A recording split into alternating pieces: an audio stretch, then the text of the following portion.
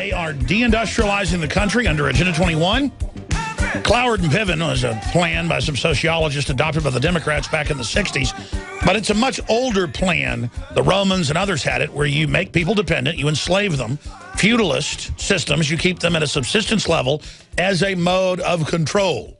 It's like putting a prison out in the middle of West Texas. If you try to escape, you know, good luck. No chains are needed because there's desert for 300 miles in all direction. They actually have prisons in places like West Texas and Nevada where no chains are needed on the chain gangs because there's nowhere to go. It's 100 miles or more to any town. In some cases, 300 miles. And that's what they're doing, where you don't know how to farm, you don't know how to ranch, there's no culture. The kids are taught 2 + 2 = 5 in the Common Core and the new math. They are literally creating a group of people that can be remolded into their collectivist dream. And the big mega banks, they want a relationship like that. Now, coming up at the bottom of the hour, we'll shift gears with our guest and get his take on some of the other news issues, like neighbors call cops on man for washing car in his own driveway. That's global zoning. They got the city to pass, saying you can't wash your car in your own yard. That's the essence of tyranny. Or you can't have a lemonade stand. We're going to get William F. Jasper's take on that. Then we're going to get to this story that's on DrudgeReport.com. Pennsylvanians coerced into giving cheek swab at voluntary checkpoints, but in some cases, they don't even tell you it's voluntary. Remember up in Fort Worth a few weeks ago, it made national news, where the woman said they didn't even give her a chance. She said, you're going to give it for a DNA database, federally funded. And speaking of globalism and deindustrialization and how these trade deals work and operate, corporate socialism, General Motors says no way it'll pay back $10 billion.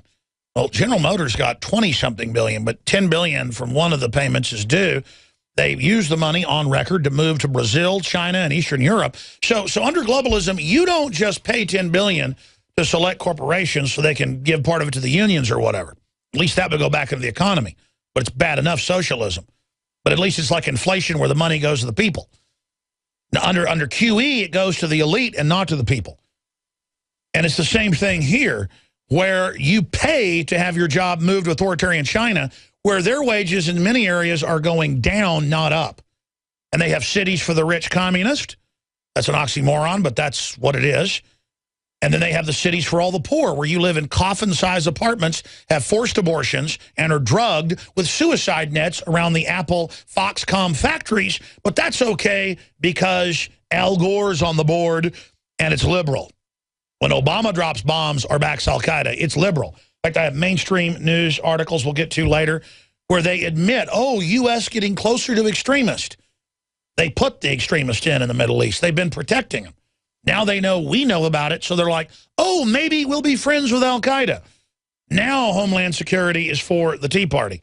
Now, I wanted to get William F. Jasper, senior editor at the New American Magazine, on to talk about this new partnership with Asia. Just like NAFTA and GATT, they have the Atlantic Trade Partnership, but they have this Trans-Pacific Partnership that almost all of it's secret. Parts of it have been released by moles via WikiLeaks, and it's exactly what we expected to see, like we saw in the Banff Canada documents that were released in 2007 that are in my film Endgame, where you have the top 100 corporations or so there, and the leaders of all the executive branches there, and a bunch of lawyers, and the governments literally take orders there, and they write it up where power is transferred to these corporate boards.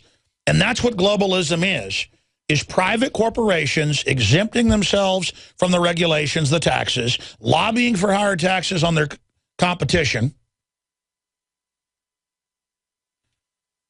and then consolidating the economy. In fact, we'll put his article up on screen for TV viewers if you want to go check it out. They also produced a video that we linked to on Infowars.com yesterday, where William F. Jasper breaks it down. Great video, great article to send out to folks. Trans-Pacific Partnership, TPP, bigger and more dangerous than Obamacare. And I agree with him. And even the Huffington Post said it's authoritarianism by Obama, because it's a total power grab on free speech, on markets, on taxes, on every front. And there's not even any news coverage except for Ron Paul talks about it, we talk about it, William F. Jasper talks about it, Drudge Report talks about it, WorldNet Daily talks about it. The libertarian constitutional media talks about it, but no one else is discussing it. Until the last few weeks, finally, we're getting some coverage because, man, I tell you, you talk about hidden in plain view and sneaking it through on us. Now, let me tell you who William F. Jasper is as he joins us. He's a graduate of the University of Idaho and joined the staff at the John Birch Society in 1976 as a researcher and current senior editor of the New American.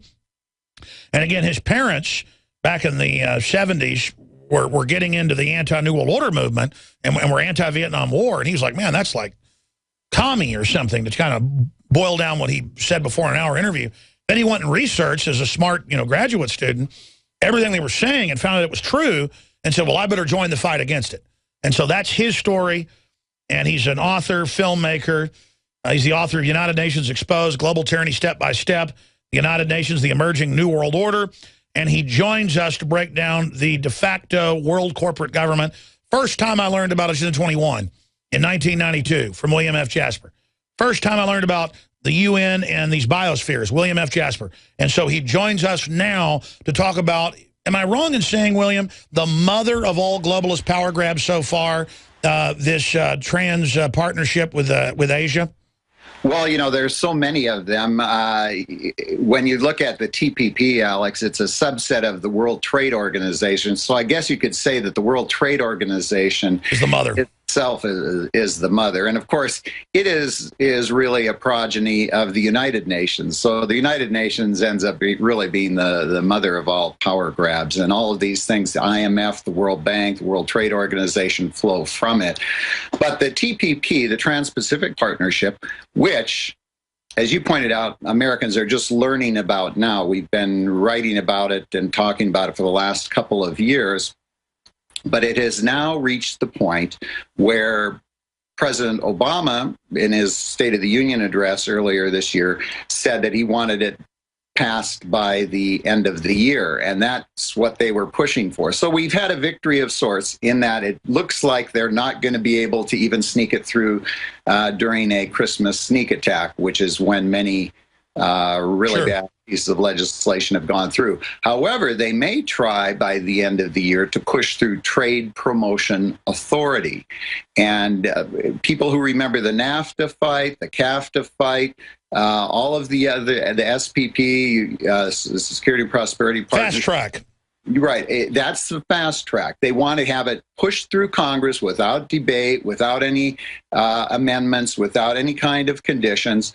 And that's how a lot of the congressmen who are really trying to be weaselly on this will say, well, I voted for the fast track, but I'm against the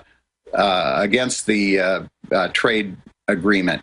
Well, if they push through the fast track, it almost then becomes a sure thing that it's going to be eventually passed. That's right. And when I say the mother of all, obviously David Rockefeller and and Cecil Rhodes are the mother of it all. But when I see what's in these documents, and that's only one part of the larger plan, it's the biggest grab I've seen and the biggest transfer directly to private corporate interest towards corporate global government. Right. This is an incredible grab for power, an unconstitutional transfer of power, if we allow this to go through, of international and multinational corporate takeover of government functions, legislative, executive, and judicial at the federal, state, and local levels. And let me tell you, it will affect all of those, as we are seeing these previous trade agreements, NAFTA, CAFTA, dozens of these agreements that have gone through. In one of I did a series of video commentaries, you referred to one of them there, which are going to be coming out on the TPP all week and next week, breaking down different parts of them. But you'll recall that when we were fighting NAFTA, here it is almost 30 years ago, we were saying, hey, this is going to be a transfer of power. It's an attack on our sovereignty. We are going to be having international legal tribunals, courts, deciding on American law, on state law, on our national law, on our local laws.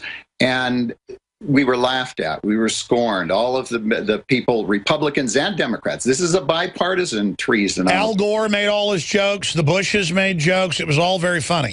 Oh, this is all about prosperity. This is about trade, about opening up new jobs, etc. It has nothing to do with anything that's going to sacrifice any of our sovereignty.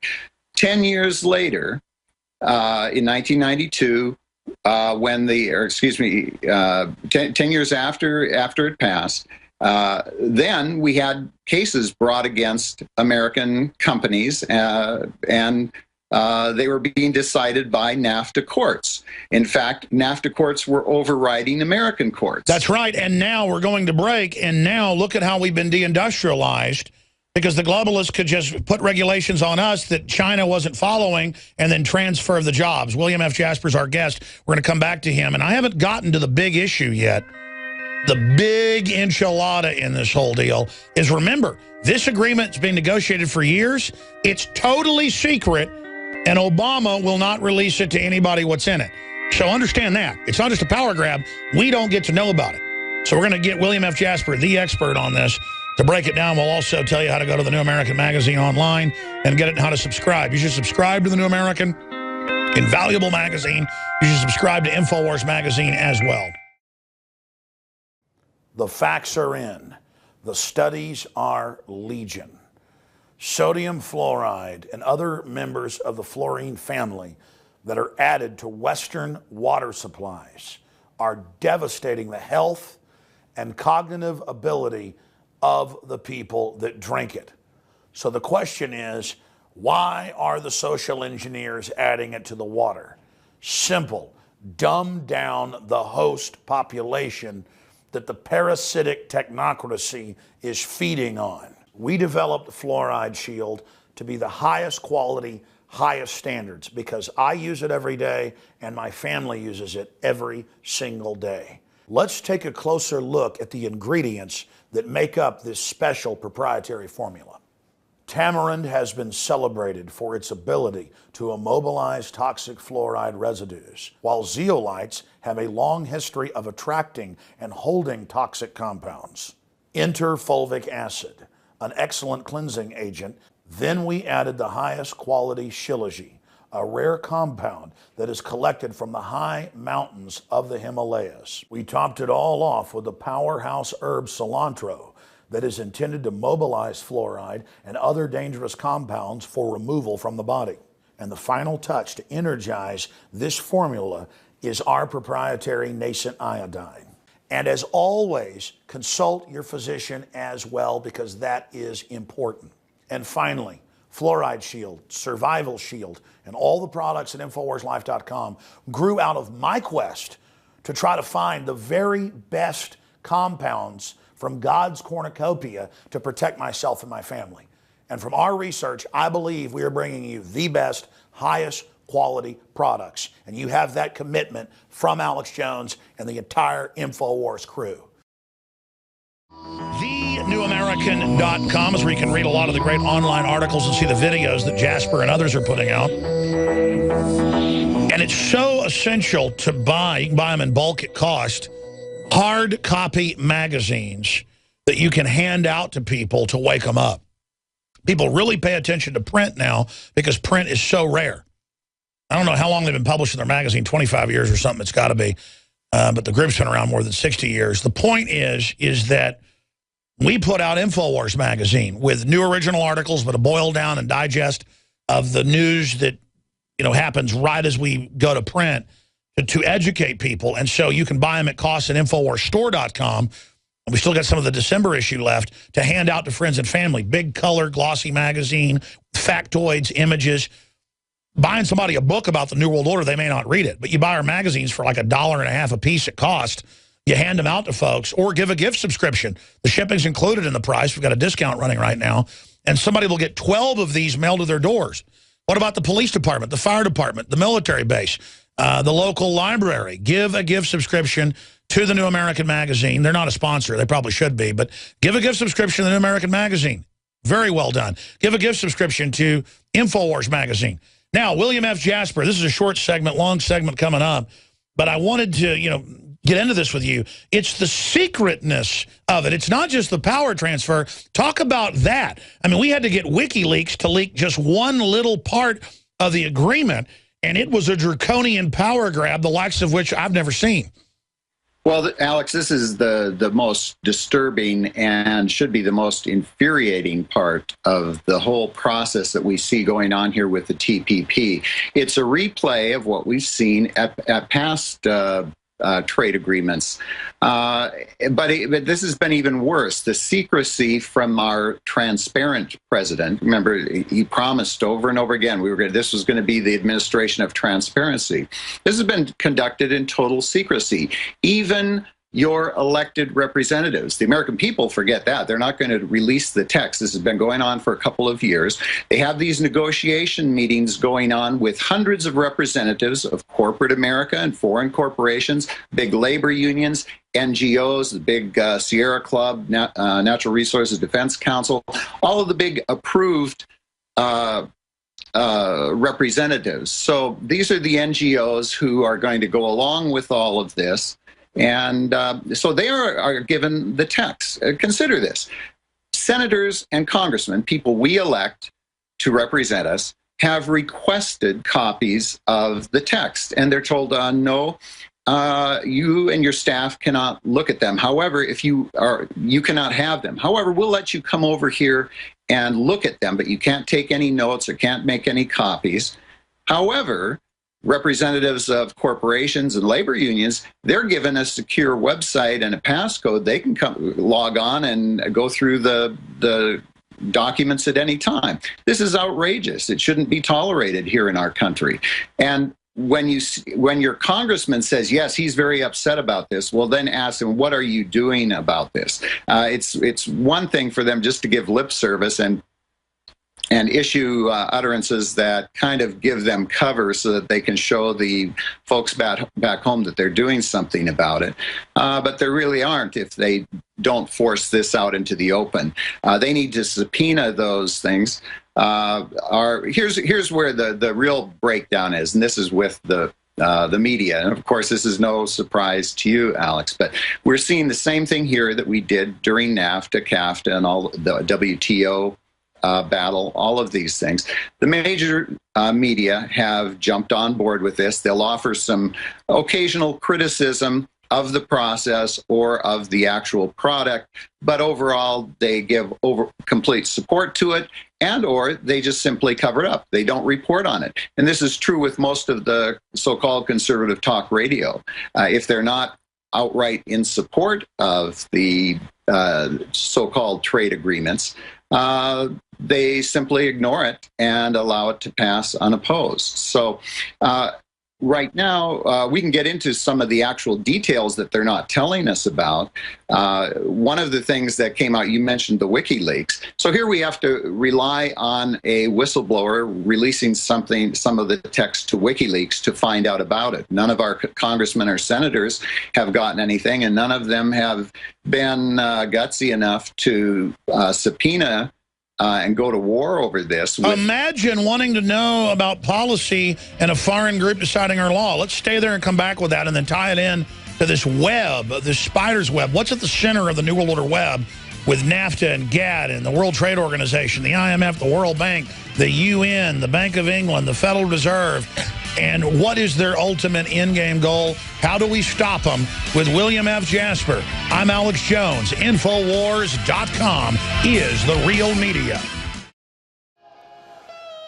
Hello, this is Hank Hill, and I'm telling you what, you need to listen to Alex Jones. Yeah. Infowars.com,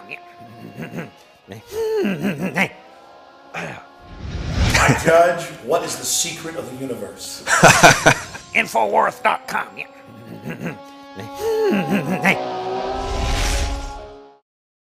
And I want to get William F. Jasper's take on the waterfront, other things that are happening, where the state of the battle is, and things briefly. But remember,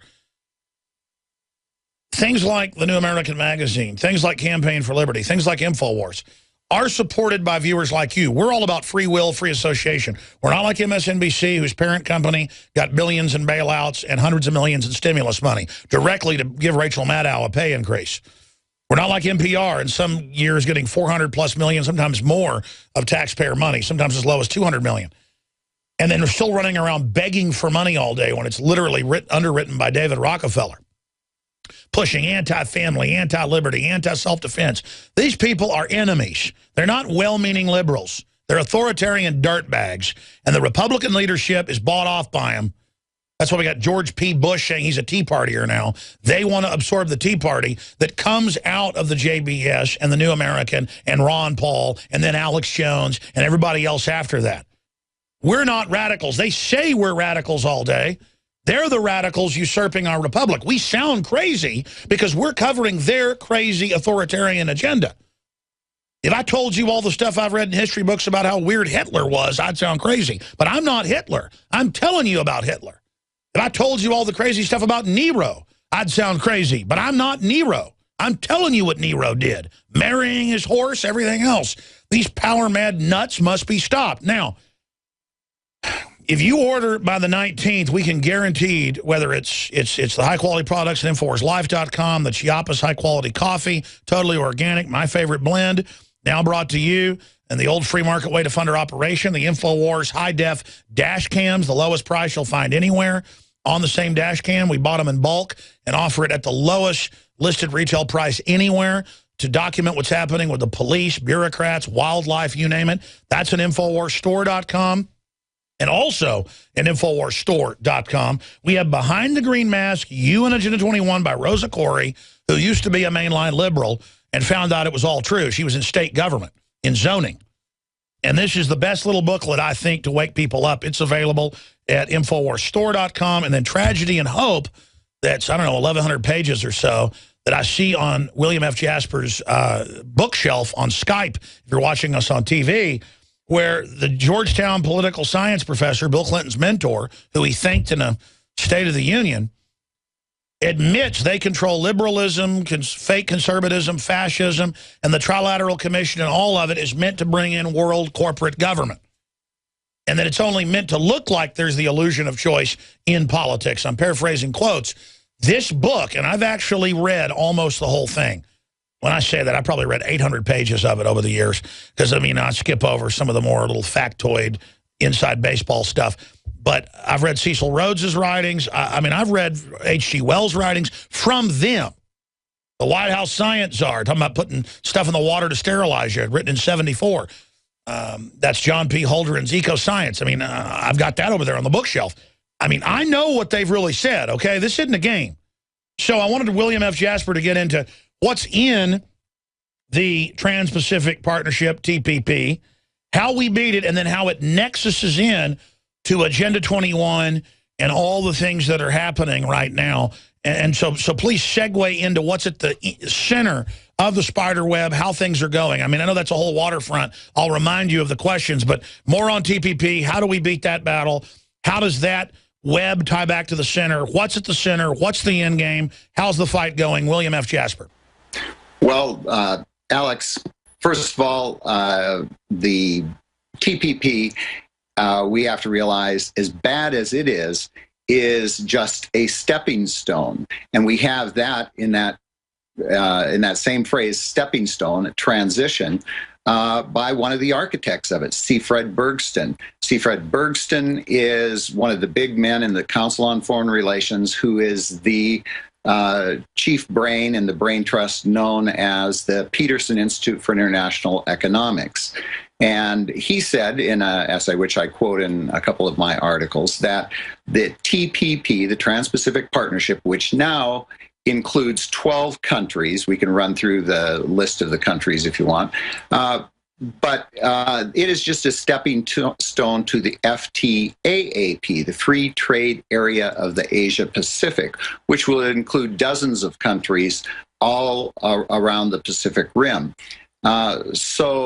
Again, it's important to remember that even what we have learned, as bad and as frightening as it is, and as it should be to Americans who treasure freedom, it's just the tip of the iceberg. It is a process. They intend for it to keep evolving. And if you read the literature regularly of the Peterson Institute, of the Council on Foreign Relations, the Brookings Institution, you see that they are plan on having this continually evolve with increasing structures of governance. Governance is a big thing for them, global governance, and that is just kind of a euphemistic way of saying global government, world government. And they say this quite openly in some of their publications. But so they're talking about transferring economic power and global political power, legislative, executive, and judicial, to global institutions, eventually all to the United Nations.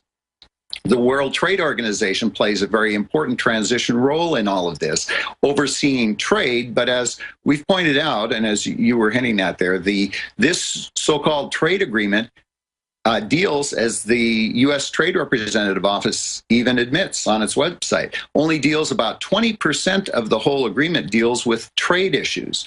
So if it's a trade agreement, what are all the other issues that it's dealing with? Well, it goes on their website, says that it deals with, I'll just read you some of the things there. It deals with customs, it deals with intellectual trade, it deals with taxation.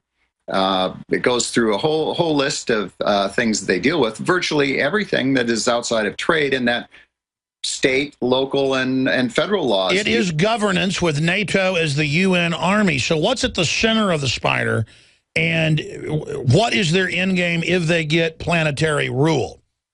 Well, power corrupts. Absolute power corrupts absolutely. And when you have people who are already absolutely corrupt and they get absolute power, you know the end game is really absolute corruption. And as Professor R.J. Rummel said in his Death by Government, is that power corrupts and power kills. So once you have a total control in government, in this case a world government, we could expect nothing else except for tyranny on a global scale. And with that, genocide, which we've always seen whenever you have total absolute government on a global scale. And so this is a very dangerous thing. People will think we're exaggerating when we say that, but look, our founding fathers recognized that. They said guard with jealousy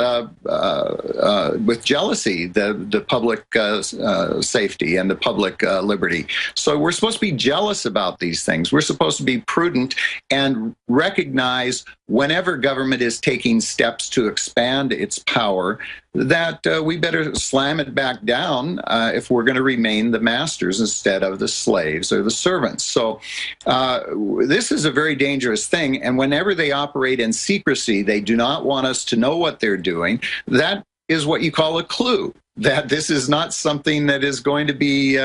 Sure. I mean, you guys are trailblazers who pointed out the Vietnam War was meant to create artificial dissension, bankrupt the country. You guys got attacked by the left and the right and demonized when your parents were part of the John Birch Society because you were so effective and so on target. And I've noticed the John Birch Society since then has been ultra-conservative about the info you cover. And I'm not criticizing you, you're trailblazers, but now you guys are always on the cutting edge of exposing the new attack, but very calmly, very focused, but at the same time, you know, almost not even hammering it as bad as it is, because the system came after you back when they had media superiority and dominance. They don't have media superiority and dominance anymore. They're losing it. And I wanted to ask you, where do you think the world is today? Because here's an example. It's on drudgereport.com. He's coming up in about 20 minutes.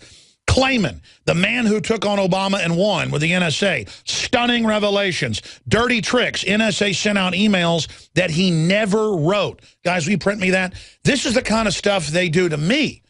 I get calls, and then we track it back to government sources and corporate. People send out threatening emails, faxes, attacks, say things I never said, edit what I say, lie about what I say. But the thing is, it doesn't work anymore. When they would attack me like this 10 years ago, it would hurt me. Now, even the unintellectual and uninformed go, wait, if the system is attacking you, you must be good. So what I'm saying is, like I told Politico a few years ago, I said, if you want to hurt Rand Paul, start agreeing with him and endorsing him. That will destroy him. Because people aren't sophisticated enough that have just woken up. They're awake, but not to exactly what's happening. It's kind of like you wake up, you're half asleep, you're figuring out what's going on. I said, the only way to destroy us would be to endorse us, but you don't do that because you're so arrogant. And so what I'm saying here is you guys were right. You were right about it all.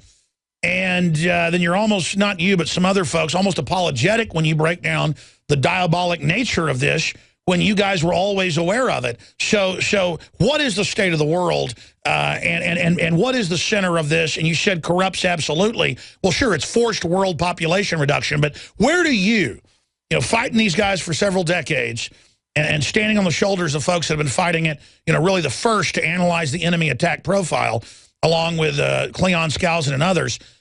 What really, William F. Jasper, is the editor of that magazine, what do you really think about the fight? What do you really think is at the bottom of the rat hole?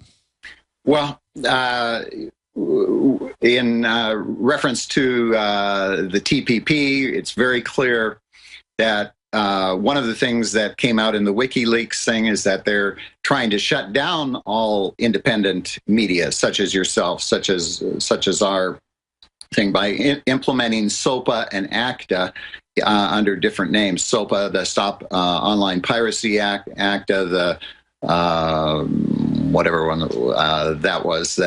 Both of those were aimed at these were legislation in Congress to shut down the internet and to shut down independent media. And thanks to an outpouring of citizen effort, that legislation and others like it was defeated in Congress. And then Aaron Schwartz got hung. Right. And so now they're trying to implement it in this trade agreement, sneaking it in. And that's just one example of many of the different things that they're going to try to push through here. And they are going to have, unfortunately, at this point, lots of liberal Democrats and so-called conservative Republicans hopping on board because, as they've done in the past, they've been able to convince enough people that, hey, this is good for trade, it's going to be good for our economy. They're going to have a harder time doing it this time. That's a good point, though. They couldn't get it done at the national level, so they just go to this secret global level. Congress can't see it. I mean, this is espionage. This is a foreign takeover. Instead of just criticizing it, I think we start talking about treason trials. Well, it is getting to that point. I mean, it is here they are dismantling our constitutional system. Now, before we went to the break, I was going to go to a point that's really important about the judicial fiat that they're trying to give to the WTO and to the regional globalist courts. Back when NAFTA was passed, and we said this was an attack on sovereignty, we were ridiculed, as I said. However, then after the lawsuits came down and the courts started ruling against us, very interesting. Secretary of State, our current Secretary of State, John Kerry, was then a senator from Massachusetts. And he started getting pummeled by constituents saying, hey, what's going on with this? This court is overruling our Massachusetts state court. And here's what he said. He said, well, back when we debated NAFTA, nobody was saying anything about Chapter 13. That was the chapter that dealt with these regional tribunals. He said, nobody talked about that. Nobody said anything about the possibility of losing our sovereignty. Well, that was a lie. We had said that a lot of things about it. We'd written about that constantly. We'd peppered him with that. So, Ross Perot did that too. He said, listen, you're going to have foreign bodies, foreign tribunals, ruling on American trade deals. And Representative Abner Mikva said the same thing. He said, if we had known back when NAFTA was being debated that something like this could happen, nobody in Congress would have voted for it. Well, again, this is after the fact trying to cover themselves. They knew. They had been apprised of this. It was actually in the writing. They could tell. We pointed it out. It's in Chapter 13. Read it. Now, all of a sudden, they pretend like, well, gee, we never saw that. Exactly. So now they just keep it secret, the next phase of it. But I don't know how, even if they ram this through and have people sign on to it at the executive level. Well, that's my next issue. What do you make of Obama? And I know he's a puppet, but he's setting the precedent. he really, for all intents and purposes, on open borders, on legalizing people, on military, putting NATO over our military, over selectively enforcing 30-plus areas of Obamacare, on so many fronts on guns, he's acting as a dictator and saying that. What do we do about that? Because now the precedent's being set for the executive to be dictatorial.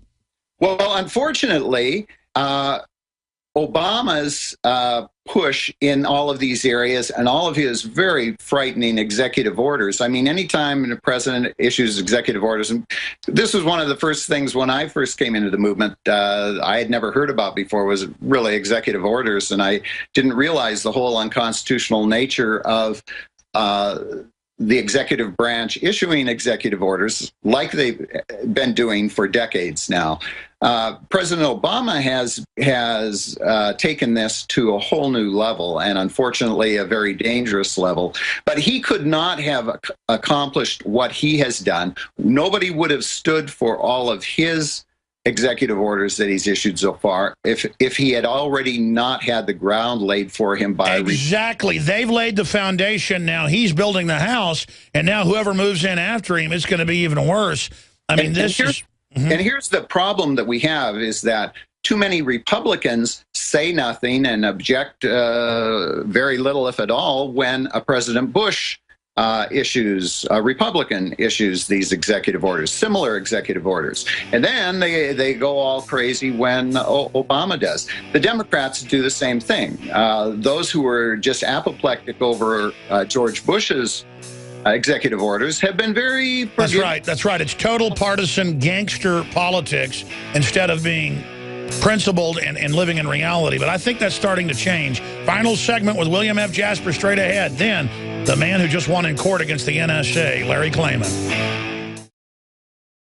Now you can watch Alex Jones live at Infowars.com/show. You'll find links to all of our content there and a free 15-day trial for Prison Planet TV.